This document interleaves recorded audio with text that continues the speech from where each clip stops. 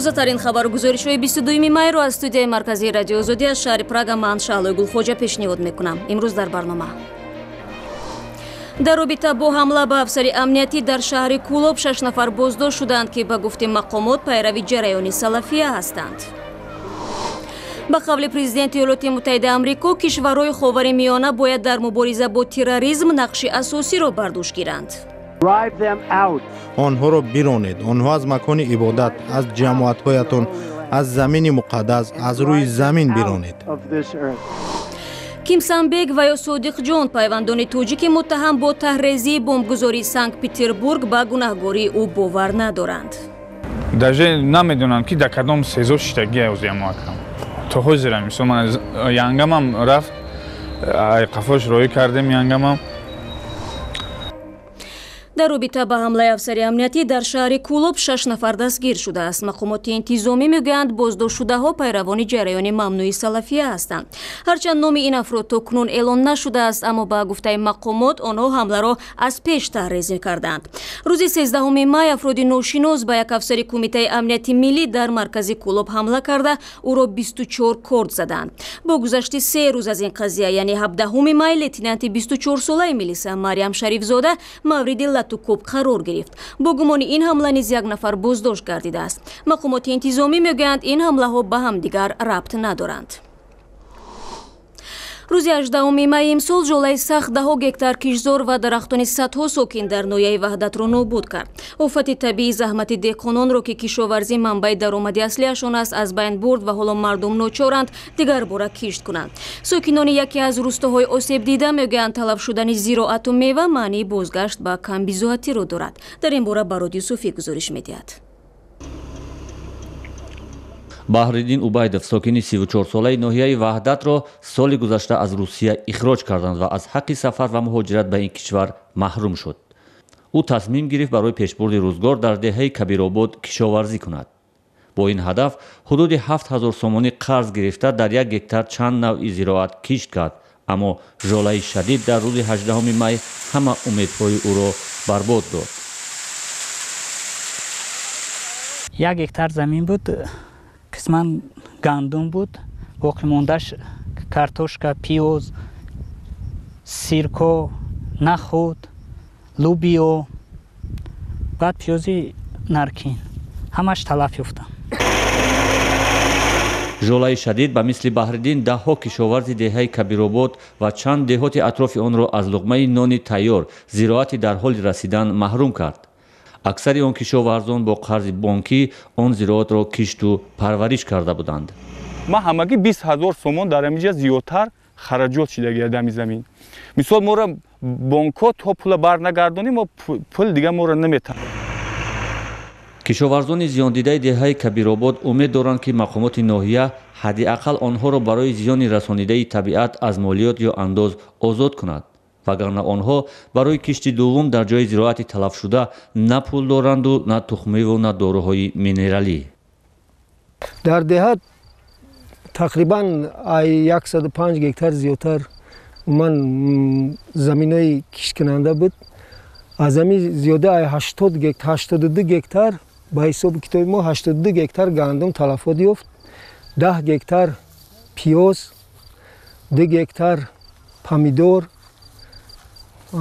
баъд уман ҳами хел боқӣ монда масоҳате ки монда буд, дигар намудаи зироатҳои полизӣ бар талафоти ҷонӣ ёфтанд. зиёни расонидаи жолаи шадиди рӯзи 18 май дар деҳоти атрофи деҳаи Кабиробод ҳанӯз мушаххас нест. аммо то ҳанӯз мақомоти маҳаллӣ барои пуштибонӣ аз кишоварзони зиёндида тасмиме нагирифтанд. бар изофа дар Тоҷикистон суғурта кардани кишзор маъмул нест, зеро кишоварзон мегӯянд дар ҳолати зарурӣ ба ҷуброни зиёнашон эътимод надоранд. رو می‌آوریم به موضوع جهانی. صبح روز دوشنبه بازدید دو روزه پرزیدنت ایالات متحده آمریکا دونالد ترامپ از اسرائیل آغاز یافت. این قدم دوم سفر رهبر آمریکا به منطقه خاورمیانه است و او کوشش خواهد کرد که در وخوری‌های جداگانه‌اش با سروزیر اسرائیل و رهبر فلسطینی‌ها جانب‌ها را به احیای روند صلح تشویق کند. قبل از سفر اسرائیل در عربستان سعودی ترامپ کشورهای اسلامی را به نقش بیشتر در مبارزه با تروریسم و افراطگرایی و انزوای ایران تشویق کرد. وزیر کارهای خارجه ایران محمد جواد ظریف پرزیدنت ایالات متحده آمریکا دونالد ترامپ و عربستان سعودی را برای امضای سازش عمده تسلیحاتی تنقید کرد و گفت که سیاست‌های عربستان باعث حمله‌های 11 سپتامبر بالای شهرهای آمریکا شد. اظهارات مقامدار ایرانی چند ساعت بعد از پیام رئیس جمهور آمریکا نشر شد که بر رهبران بیش از 50 کشور منطقه گفت آینده بهتر برای ممالک خاورمیانه در حال امکان پذیر می شود که آنها تروریستان و افراطگرایان را از سرزمین‌های خود بیرون کنند. امریکا آماده است برای حفظ منفعت‌های عمومی و امنیت مشترک با شما در یک صف بایستد، ولی ممالک خاورمیانه نمی‌توانند منتظر باشند که کی امریکا دشمن آنها را تارومار می‌کند. مردم خاورمیانه باید معین کنند که برای خود، برای کشورهایشان، برای عائله و فرزندانشان چه آینده‌ای می‌خواهند. این انتخاب میان دو سرنوشت است. این انتخاب است که آن را امریکا نمیتواند برای شما بکند. آینده بهتر تنها در صورت راندن تروریستان و افراطیان امکان دارد. آنها را برانید. آنها از مکان عبادت، از جماعت‌هایتان، از زمین مقدس، از روی زمین برانید. با قول دونالد ترامپ کشورهای مسئولیت شناس باید یک جا برای خاتمه بحران در سوریه و ریشه‌کن کردن گروه دهشت افکن دولت اسلامی تلاش کنند. رهبر امریکا پرزیدنت سوریه بشار اسد را به جنایت‌های وزنین متهم کرد و ایران را پشتیبان این رژیم نامید. قربانی پراذیت رژیم ایران مردم این کشور است. ایران تاریخ و فرهنگ غنی دارد، ولی تلاش‌های رهبران ایرانی برای نزاع و ترور مایه اذیت درازمدت و ناامیدی مردم این کشور شده است. تا زمانی که رژیم ایران برای مشارکت در صلح تلاش نکند، تمام ملت‌ها باید برای انزوا یا خود برکناری ایران کوشش کنند. سرمایه‌گذاری تروریسم این کار را کردن نمی‌تواند. برای روز دعا می‌کنیم که مردم ایران حکومت عادلی داشته باشند که سزاوار آن است.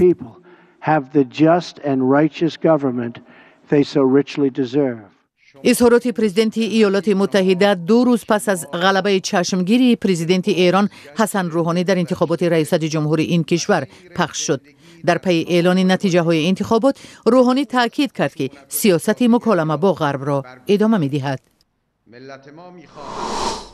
برمیگردیم به تاجیکستان. صادق ارتیقов شهروند تاجیکستان که با اتهام ارتباط با بمبگذاری متروی سنت پتربورگ بازداشت شد تا 2 سال پیش رسما کیمسنبک خودگرفت بوده است. مقامات روسیه صادق جان ارتیقов را بعد 2 روز بمبگذاری در ولایت مسکو بازداشت نمودند. خبرنگاران رادیو آزادی پیوندان صادق جان ارتیقов را در جماعت پخت‌آباد شهر ترسونزاده پیدا کردند و این است گزارش آنها. این خانه است که صادق جان ارتیقов تا لحظه به روسیه رفتنش در اینجا به وای رسیده است. او همراه با برادرانش سالهای 90 عصر گذشته از شهر قرغن‌تپه به اینجا کوچیده آمدند و او در این کوچه به وای رسیده است. شهر قرغن‌تپه 97 آمدگی. با فکرم 97 کوچیده آمدگی همین پخت‌آباد پس همین جایده.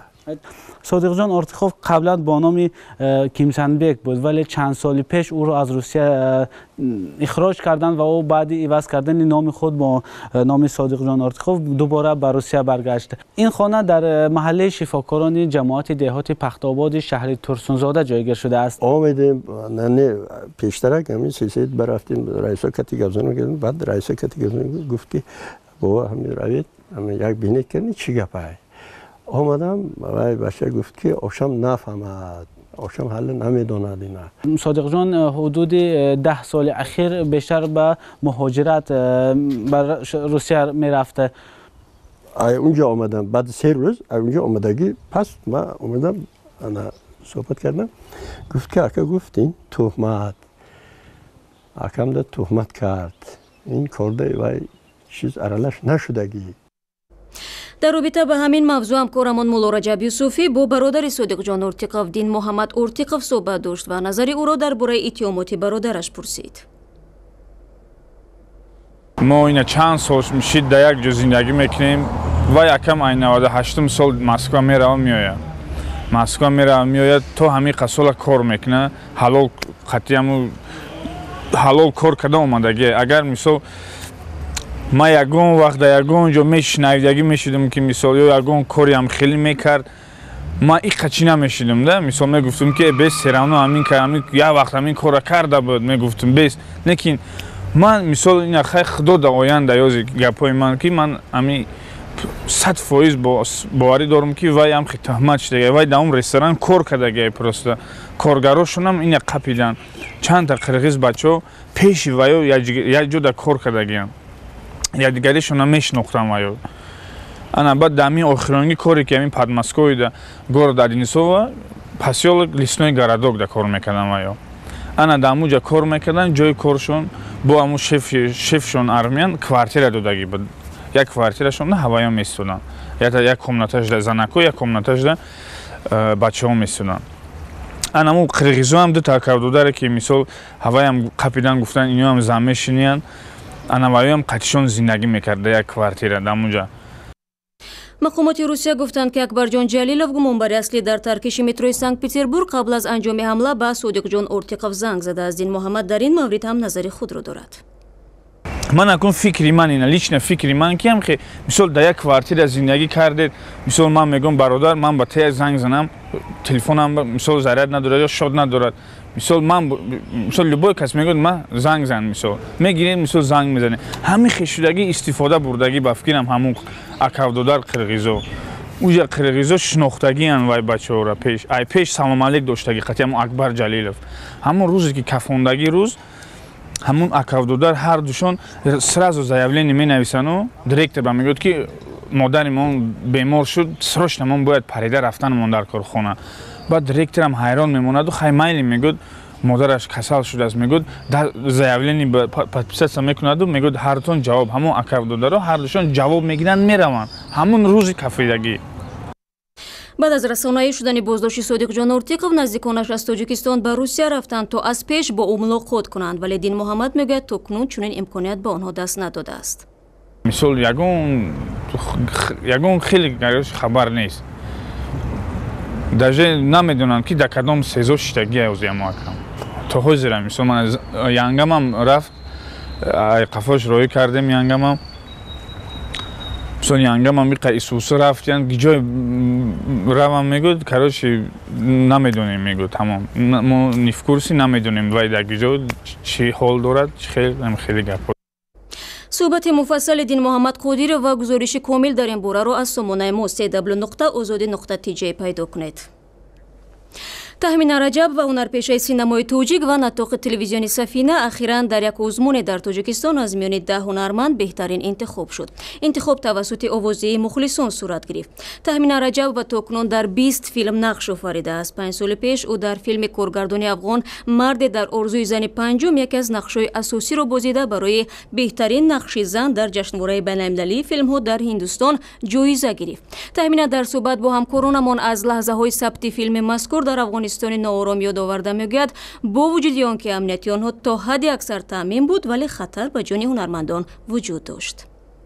ҳамон лаҳза ман фаҳмидам ки то чӣ андоза ман нотарсӣ карда омада ҷони худамро дар хатар дар як давлати бегона мондам ва ман як чиро мехостам баргардам ба Тоҷикистон фарзандамро бинам модарамро бинам ба оғӯш гирам ва кӯшиш кунам ки дигар нагардам наоям.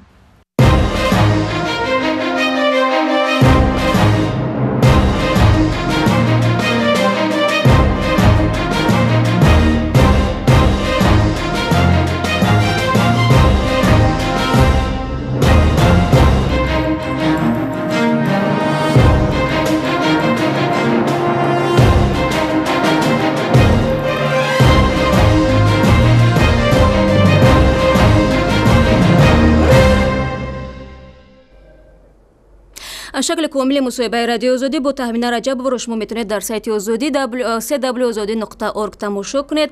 ин чанд хабару гузориши муҳиме буд ки то ин лаҳза дар ихтиёр доштем. хабарҳо ва видеоҳои бештарро тавре гуфтем дар вебсайти www.ozodi.org дар саҳифаҳои вижаи мо дар ютубу шабакаҳои иҷтимоӣ метавонед пайгирӣ намоед. ташаккур ки ин рӯз ҳамроҳи мо будед ва худо нигаҳдори ҳар яки шумо.